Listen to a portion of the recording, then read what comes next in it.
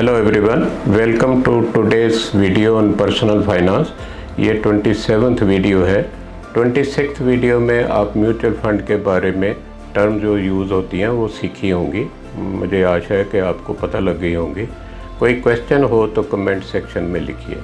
आज हम बात करेंगे इंडेक्स फ़ंड की। इंडेक्स फ़ंड बिगनर्स के लिए बहुत एक सिंपल और इजी तरीका है इन्वेस्ट करने का और अंडरस्टैंड करने का। इंडेक्स आपने सुने होंगे, जैसे निफ्टी इंडेक्स है, सेंसेक्स है, एक इंडेक्स निफ्टी नेक्स्ट है।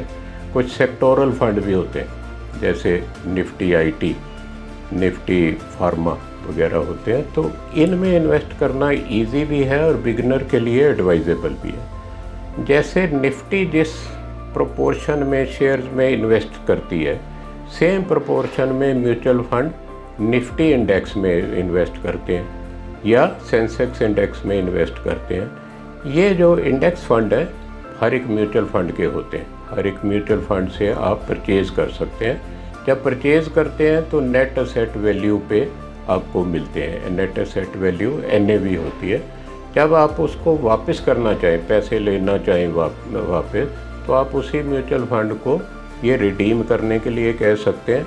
और जिस दिन आप रिडीम करते हैं उस दिन के NAV पे आपको पैसा मिल जाता है। अब ये निफ्टी इंडेक्स या सेंसेक्स इंडेक्स फ़ंड जो म्यूचुअल फ़ंड के हैं उनको समझने की कोशिश करें, क्योंकि ये फिक्स्ड हैं शेयर के किस में करना है और कितना करना है। इसमें फ़ंड मैनेजर का ज़्यादा रोल नहीं रह जाता। फ़ंड मैनेजर को ज़्यादा रिसर्च नहीं करनी पड़ती, इसीलिए इन फंड्स में एक्सपेंस रेशो भी कम होती है। डेट मीन जो खर्चा डालते हैं म्यूचुअल फंड वाले वो कम होता। तो इसमें एक प्लस पॉइंट ये बहुत है कि आपको हर समय पता लगता है कि इसकी प्राइस कहाँ जा रही है, ऊपर NAV ऊपर जा रही है या नीचे जा रही है। तो ये टैक्स एफिशिएंट भी होते हैं ये फ़ंड। तो इसमें जब ट्रेडिंग कम होती है तो म्यूचुअल फ़ंड को इनकम टैक्स भी कम देना पड़ता है। सेल परचेज़ पे जब परचेज़ किया उसके बाद सेल किया तो कैपिटल गेन पे टैक्स देना पड़ता है, इसलिए इनकी NAV थोड़ी सी ज़्यादा बढ़ जाती है। तो पैसिव इन्वेस्टमेंट स्ट्रेटजी इनको कहते हैं।